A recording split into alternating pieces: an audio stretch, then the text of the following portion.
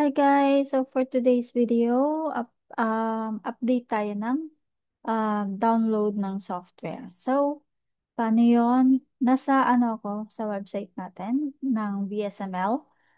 Sa baba ng home, we can see the process flow. So, we have four process yan. Sa phase 1, dyan mo makikita yung download software. So, paano mag-download ng software? Tapos, i-install na rin natin. Alright, pagsasamahin na natin sa isang video. So, ilalagay ko siya dito. Update ko lang tong link na to, okay? So, click natin yung download software. Mapupunta kayo sa page na to. So, may tatlo tayong software na ida-download. Pag click mo nito, automatically, magda-download yan. Yan o. Dito napupunta yung downloads, 'di ba? So, instead of clicking that, punta muna tayo sa folder. Naglagay ako gumawa na ako ahead of time ng folder. Kasi ang ginagawa ko, pinagsasama-sama ko lang siya sa isang lugar. And para hindi kayo malito, ganun na lang din ang gawin ninyo. Para hindi kalat-kalat. And nasa Drive C, i-keep ninyo yan sa Drive C. Alright, nasa download yan, Drive C. Tapos na tayo sa 7-zip for window. Punta tayo sa VC, ano yun? Redistributable runtimes all-in-one. Ito yan. Click natin tong download in latest and then pili tayo ng server. Which one of this is the most powerful? Meron mga percentage sila. Pero, server load, UK take. I don't know what is this percentage for. Pero mamili ka na lang dyan. Kung may idea ka kung ano to, swerte mo. Kasi ako, to be honest, I don't know that. Alright, so, ito na lang siguro, US. Okay? Then, if you may notice, nagda-download na siya. Antay lang natin yan. And then, punta tayo sa folder para isama natin siya doon sa loob. Yan. And then, balik tayo doon. Pangatlo, download natin tong Ginger software. Okay. Pagpasok mo dyan, ito ang makikita mo. Right-click ka lang dyan, click download. Tapos, yan. Ginger June 13,000. Yan. Eto, click mo yan, download na yan. Tapos nakikita mo, nag-aano siya. Pero etong lalabas na to, ads yan. You can close that kasi eto yung download mo. Alright, so wait lang natin.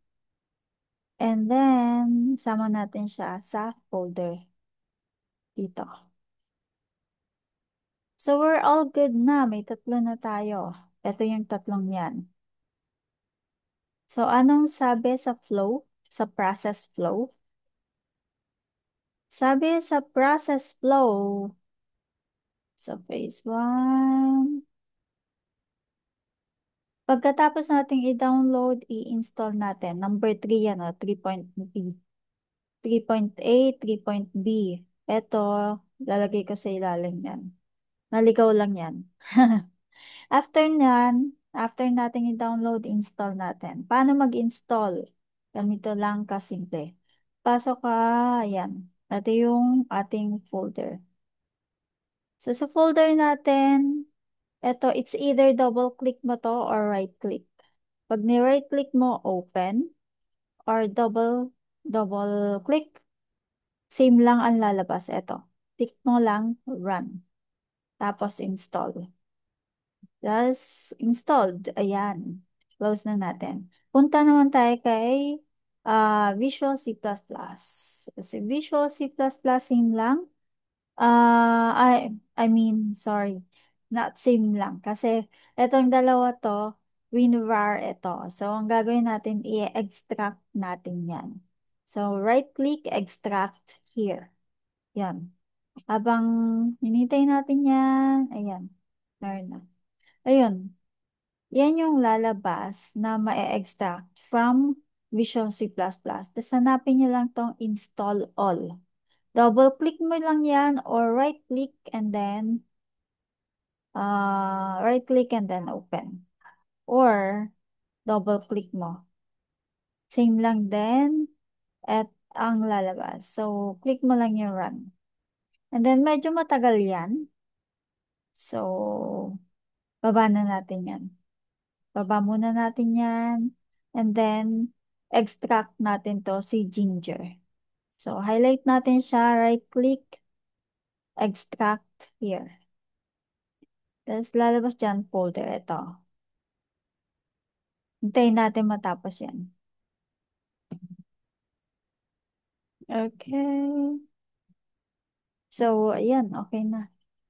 Double click natin, tapos hanapin nyo lang ito, Ginger 2018. Alright? Double click mo yan. Or right click and then open. Ano to? Wala. Let's lang. So, click run. Pero wag kayo dito mag-login ha. Wag kayong mag-login diyan hanggat wala kayong login. Nasa process yan. Balik kayo sa pagpasok natin sa yung login doon, login dito, ay login dun sa dun sa software natin, manggagaling yun dito sa Bitmap Pro website. At ang login mo dito, manggagaling dito sa generate account. Alright? So may proseso. Wag skip. Bawal mag-skip ng kahit na anong process. Ito yung natin, website natin. Ay, YouTube natin. So, asan ka na? Okay, extracted na yun. Punta tayo sa folder natin. Yan. Balik tayo kay Visual C++. Tapos yan. Natapos na yung installing niya. Oh, wala na siya dito. Okay na yon. Pagka nawala na siya, pag nawala na yung yung nag-i-install, okay na yon. Huwag niyo nang problemahin yun. Okay? So, kompleto na tayo. Meron na rin tayong Ginger software. Ganun lang kadali. If nalilito kayo, balik kayo dito, panoorin nyo ulit. Yun lang. Bye!